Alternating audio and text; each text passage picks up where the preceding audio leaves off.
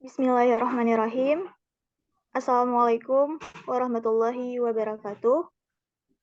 Waalaikumsalam warahmatullahi wabarakatuh. Alhamdulillahirabbil alamin. Wassalatu wassalamu ala asrofil anbiya'i wal mursalin wa ala alihi wa sahbihi ajmain. Amma ba'du.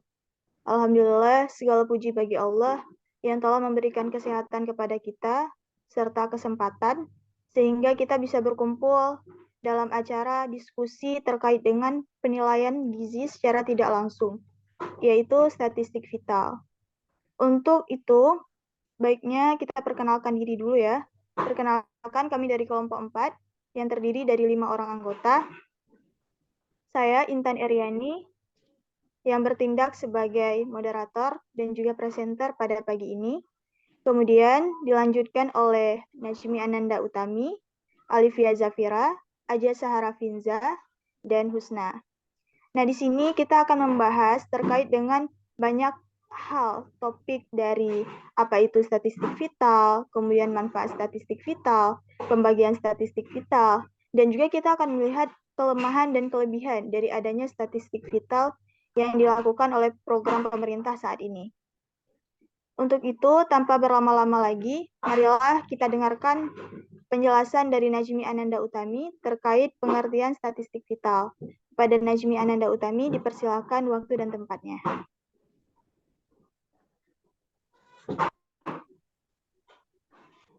Baik, di sini saya akan menjelaskan pengertian dari statistik vital. Statistik vital adalah pengukuran status gizi dengan menganalisis data beberapa statistik seperti angka kematian berdasarkan umur, angka kesakitan dan kematian akibat penyakit tertentu, dan data lainnya yang berhubungan dengan gizi.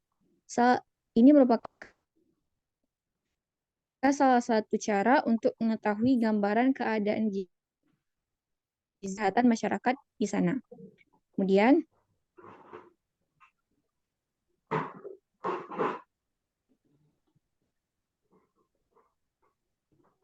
Kemudian ada keadaan kesehatan gizi. Yang pertama itu adalah angka kematian. Manfaat kita menghimpun data angka kematian ini adalah mengetahui tingkat dan pola kematian menurut golongan umur dan penyebabnya. Yang pertama itu ada angka kematian umur 2-5 bulan yang biasanya terjadi pada bayi. Periode umur ini merupakan status gizi seorang anak yang bergantung pada praktik pemberian makan, terutama apakah disusui atau tidak. Ada 3 keadaan defisiensi gizi atau kekurangan vitamin dan mineral yang sering dihubungkan dengan periode umur ini pada bayi yang disusui, yaitu jadi misalnya bayi yang disusui ini tidak mencukupi gizinya baik vitamin dan mineral, ia akan mengalami yang pertama adalah penyakit beri-beri infantil. Dan yang kedua, dia mengalami kekurangan vitamin B12 dan asam folat.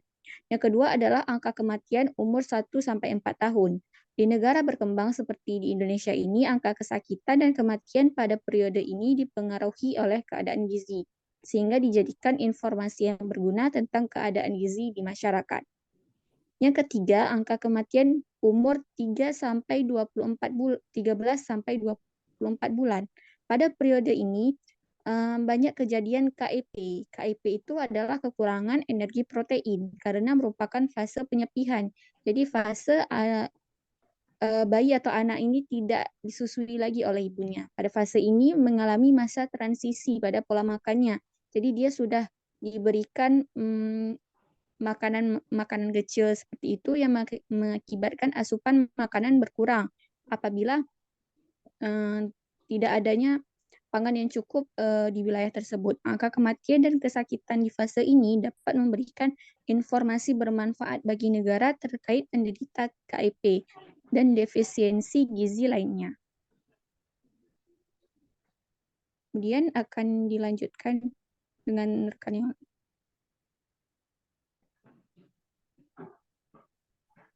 Mohon maaf, Intan, mic-nya di-mute.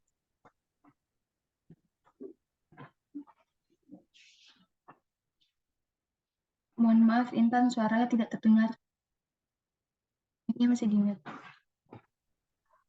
Baik, terima kasih kepada Najmi Anda Utami yang telah menjelaskan terkait dengan pengertian dari statistik vital.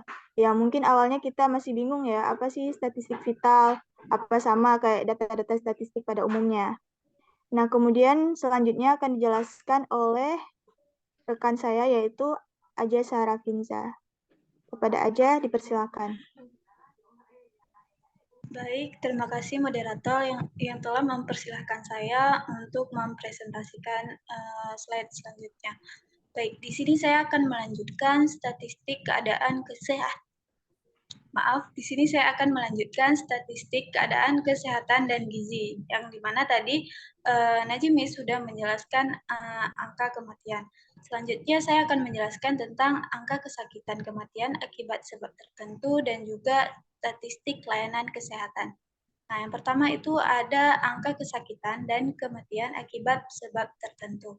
Nah, informasi yang terkait dengan penyakit kesakitan dan kematian ini merupakan informasi yang penting ya, yang dapat menggambarkan keadaan gizi di suatu negara. Nah, identifikasi yang dilakukan oleh masyarakat ini bisa digunakan sebagai salah satu alternatif untuk melihat kemungkinan faktor penyebab angka kesakitan dan juga kematian. Misalnya, pada setiap anggota keluarga itu menuliskan ada tidaknya anggota keluarga yang malnutrisi atau yang terinfeksi sebuah penyakit sebulan terakhir. Pencatatan akibat kekurangan gizi ini atau adanya penyertaan lain seharusnya dianggap penting karena penyebab kematian kwashiorkor dan maramus sudah sering terjadi sehingga penting untuk dilaporkan.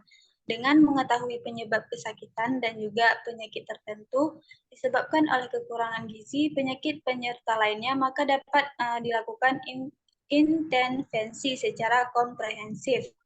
Tidak hanya penyebab utama, tetapi juga pada penyebab lainnya. Nah, jadi dengan data ini kita dapat mengetahui status gizi di suatu negara tersebut. Selanjutnya ada status layanan kesehatan. Mana data statistik layanan kesehatan ini dapat dilihat pada pelayanan kesehatan seperti posyandu, puskesmas, dan juga rumah sakit. Nah, puskesmas ini adalah sebagai lembaga yang mempunyai aktivitas yang beragam, baik di dalam maupun di luar gedung. Informasi yang ada di puskesmas ini sangat berguna untuk dapat menggambarkan angka kesakitan dan juga angka kematian yang kemudian dikaitkan dengan keadaan gizi masyarakat setempat. Nah, data ini dapat dijadikan isyarat kondisi kesehatan wilayah tersebut. Nah, hal ini harus diperhatikan dalam pengumpulan data ini adalah diagnosis yang dilakukannya itu harus mudah dan juga dapat dipahami ya. Mungkin cukup sekian dari saya kembalikan kepada moderator. Baik, terima kasih kepada Aja Sarafinza. Nah, beliau ini juga sudah menjelaskan ya, terkait dengan angka kesakitan dan angka kematian yang sering kali terjadi dalam masyarakat kita. Kemudian terkait dengan statistik layanan kesehatan, yang mungkin kita kira saat ini masih ada hal-hal yang perlu diperbaiki lagi dari kesehatan yang ada di Indonesia. Nah, kemudian untuk selanjutnya, infeksi yang relevan dengan gizi, dan berikutnya itu akan dijelaskan oleh Alifia Zafira. Untuk kepada Alifia Zafira, dipersilakan. Baik, terima kasih kepada moderator. Kemudian saya akan menjelaskan lanjutan dari statistik keadaan kesehatan dan gizi. Yang sebelumnya sudah dijelaskan oleh teman kita, Najmi dan Aja Sahara. Kemudian ada D, infeksi yang relevan dengan gizi. Penyakit dengan keadaan gizi merupakan hubungan timbal balik, yaitu hubungan sebab akibat, di mana penyakit infeksi dapat memperburuk keadaan gizi. Nah, infeksi dan gizi saling berhubungan dalam berbagai cara. Infeksi dapat mempengaruhi status gizi seseorang dan sebaliknya, status gizi yang buruk dapat meningkatkan risiko infeksi. Begitupun sebaliknya, keadaan gizi yang buruk dapat mempermudah terkombinasi dengan infeksi. Penyakit yang umumnya dikaitkan dengan masalah gizi adalah diare, tuberkulosis, tuberkulosis, campak, dan batu rejan. Penyakit tersebut banyak mengakibatkan angka kematian meningkat di negara-negara berkembang. Contohnya di negara kita, ditambah dengan praktek pemberian ASI yang tidak sesuai sehingga menyebabkan data kesakitan dan kematian meningkat. Dan data tersebut dapat dijadikan sebagai indikator untuk melihat keadaan status gizi secara tidak langsung di masyarakat. Nah, di sini kita bisa melihat status gizi dan respon imun. Nah, gizi yang buruk dapat melemahkan sistem kekebalan tubuh, membuat seorang lebih rentan terhadap infeksi, seperti kekurangan nutrisi, ya, seperti vitamin A, C, dan D, dan kekurangan mineral. Kemudian ada kemampuan tubuh untuk melawan infeksi.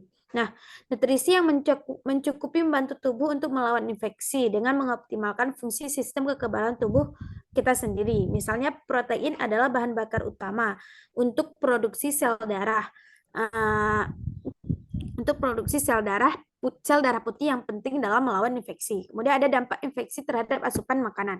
Nah, selama infeksi, seseorang mungkin kehilangan nafsu makan dan mengalami gangguan pencernaan yang dapat mengakibatkan penurunan asupan makanan dan penurunan penyerapan nutrisi. Kemudian peran nutrisi dalam proses penyembuhan. Nah, nutrisi juga berperan dalam proses penyembuhan, yaitu sangat memadai untuk proses penyembuhan infeksi. Misalnya, vitamin C dan protein diperlukan untuk pembentukan jaringan dan pemulihan. Kemudian ada siklus infeksi dan gizi. Nah, infeksi yang berulang atau kronis, tubuh memerlukan lebih banyak energi dan nutrisi untuk melawan infeksi dan memperbaiki kerusakan. Nah, mungkin hanya ini yang dapat saya jelaskan. Saya kembalikan kepada moderator. Terima kasih kepada Alifia Zafira yang telah menjelaskan terkait infeksi pada kesehatan gizi. Dan selanjutnya, saya akan menjelaskan tentang manfaat dari statistik vital.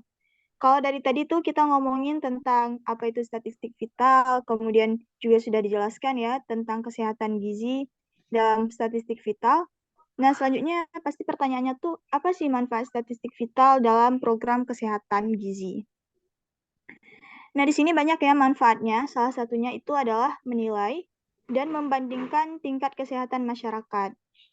Nah, statistik vital itu berguna untuk mengukur tinggi rendahnya derajat kesehatan masyarakat. Mengukur bagaimana di sini, yaitu ketika adanya statistik vital ini, maka program dari pemerintah itu bisa disesuaikan dengan keadaan di daerah tersebut. Misal nih, di daerah Banda Aceh dan Pidi Jaya. Misal dari data statistik vital yang didapatkan, daerah Pidi Jaya itu terdapat kesehatan gizi yang orang-orangnya itu misal banyak yang obesitas, banyak yang mengalami stunting. Sedangkan di Banda Aceh, masalah kesehatan gizi itu terdata cukup rendah. Nah, itu pemerintah bisa mengutamakan daerah-daerah yang memang masih rentan terhadap kesehatan gizi. Nah, selanjutnya, dari kesehatan gizi ini, dari data statistik vital, kita bisa melihat bagaimana statistik ini digunakan sebagai indikator untuk mengetahui bagaimana daerah tersebut tentang dengan kesehatan masyarakatnya. Nah, di sini bisa diakibatkan oleh minimnya dana yang dialokasikan, dan juga beberapa penyakit menular seperti terbatasnya jumlah tenaga kesehatan yang profesional dan faktor yang memperpanjang umur harapan hidup masyarakat vital yang kemudian itu dapat dijadikan sebagai tunjangan dari pemerintah terhadap program-program yang bisa disalurkan. Nah, yang kedua yaitu mengetahui penyebab masalah kesehatan masyarakat.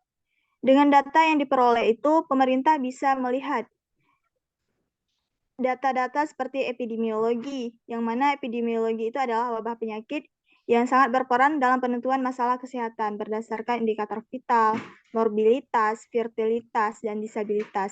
Nah, data ini digunakan untuk menghitung frekuensi penyakit dalam bentuk insiden, distribusi intensitas, dan perlangsungan suatu penyakit.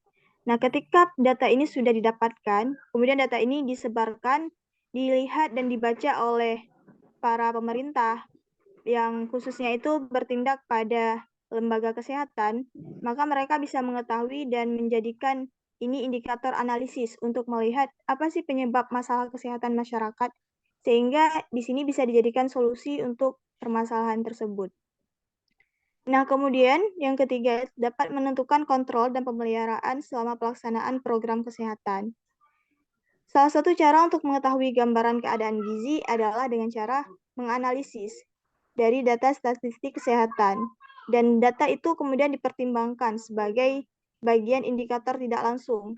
Meskipun data itu belum tentu akurat 100%, tapi data yang didapatkan ini bisa dijadikan sebagai bayangan terhadap pemerintah dalam hal pelaksanaan program kesehatan yang sudah dijalankan di suatu daerah. Nah, banyak ya kita lihat di daerah-daerah terpencil khususnya, itu banyak sekali anak-anak yang masih mengalami stunting. Nah, pemerintah bisa menjadikan ini indikator untuk mengetahui apakah solusi yang bisa diberikan supaya anak-anak Indonesia itu tidak lagi mengalami stunting. Nah, karena stunting itu berawal dari sejak di dalam kandungan, maka program dari pemerintah itu bisa menjadikan kegiatan-kegiatan seperti posyandu. Nah, kegiatan posyandu ini menjadi salah satu alternatif dari pemerintah untuk menjaga anak sejak dari dalam kandungan itu tidak mengalami yang namanya stunting. Nah, kemudian untuk selanjutnya itu akan dijelaskan oleh Husna. Kepada Husna, dipersilakan. Terima kasih sebelumnya kepada moderator yang telah mempersilahkan saya untuk melakukan presentasi. Baik, selanjutnya saya akan menjelaskan mengenai beberapa manfaat dari statistik vital. Yang pertama tuh ada menentukan prioritas utama kesehatan suatu daerah, yaitu dengan cara menindaklanjuti suatu analisa atau situasi dari berbagai masalah kesehatan yang teridentifikasi, yaitu masalah kesehatan yang mendesak untuk ditangani dengan membuat program yang tepat sasaran. Contohnya seperti suatu daerah prevalensi angka demam berdarahnya sangat tinggi, maka dibuat program pemberantasan demam berdarah pada radius daerah yang terkena demam berdarah tersebut dengan cara 3M, menguras, mengubur, dan menutup genangan air. Jadi kayak dibuat suatu penyuluhan ke daerah-daerah yang mungkin terpelosok, yang di sana kasus penyakit DBD-nya tinggi. Jadi dengan cara ini kita dapat menentukan prioritas utama program kesehatan. Selanjutnya menentukan keberhasilan program suatu daerah. Menentukan program keberhasilan suatu daerah ini dapat dilakukan dengan program kesehatan dan pembangunan sosial ekonomi pada umumnya dapat dilihat dari peningkatan usia harapan hidup di daerah tersebut atau di negara tersebut. Jadi angka harapan hidup ini merupakan alat yang dapat digunakan untuk mengevaluasi kinerja pemerintah dan peningkatan derajat kesehatan masyarakat. Jadi dengan melihat tingkat peningkatan usia harapan hidup di suatu daerah, jadi kita bisa menentukan keberhasilan pemerintah tersebut dalam menjaga atau melihat kesehatan masyarakatnya. Selanjutnya, ada mengembangkan prosedur, klasifikasi, indeks, dan teknik evaluasi seperti pencatatan dan pelaporan. Jadi untuk mempermudah pencatatan dan pelaporan, itu dengan adanya data statistik yang berguna untuk memberikan informasi tentang keadaan masalah yang ada di puskesmas, rumah sakit, atau apapun itu yang ada di daerah atau di suatu negara tersebut. Itu sebagai bukti suatu kegiatan bahan proses belajar dari penelitian dalam masyarakat, bahan pembuatan laporan, dan perencanaan pelaksanaan dan evaluasi kegiatan program. Jadi dengan mengembangkan prosedur atau membuat data dari suatu daerah, data rekap kesehatan dari suatu daerah, jadi kita dapat ujung-ujungnya untuk mengevaluasi sistem catatan laporan daerah tersebut. Selanjutnya, ada sebenarnya ini kelemahan ya dari statistik vital, mungkin kami ada typo dalam pembuatan PPT. Yang pertama itu kelemahannya ada data tidak akurat. Tidak akuratnya data disebabkan karena kesulitan dalam mengumpulkan data, khususnya negara yang sedang berkembang. Data kadang oleh pemerintah tidak transparan, tidak akuratan juga karena tenaga pengumpul data yang tidak mengerti cara pengumpulan data yang benar. Yaitu kelemahan dari statistik vital itu yaitu karena data yang tidak akurat, mungkin ada dari pemerintah yang tidak transparan atau dari yang mengumpulkan data di daerah tersebut tidak tahu cara yang benar dalam mengumpulkan data. Selanjutnya, kelemahan dari statistik vital itu kemampuan untuk melakukan interpretasi tidak tepat, terutama saat terdapat faktor-faktor lain yang memengaruhi keadaan gizi seperti tingginya penyakit, infeksi, dan faktor sosial ekonomi lainnya. Sekian penjelasan dari saya kembalikan kepada moderator. Baik, terima kasih kepada Husna ya, yang sudah memaparkan secara jelas tentang manfaat dari statistik vital, dan kemudian dijelaskan juga kelebihan dan kekurangan dari statistik vital. Nah, teman-teman semua, kita sudah menjelaskan dari penjelasan yang pertama Najmi, Aja, Alivia, saya, dan juga Husna. Nah, hari ini sudah selesai pemaparan kita tentang penilaian gizi secara tidak langsung, yakni statistik vital. Kami berharap semoga penjelasan ini bisa menjadi salah satu alternatif untuk teman-teman memahami apa yang dimaksud dengan statistik vital. Dan perlu kita garis bawahi ya, ada banyak sekali hal-hal yang menjadi PR untuk negara kita, di mana masih banyak masalah-masalah kesehatan yang belum bisa ditangani.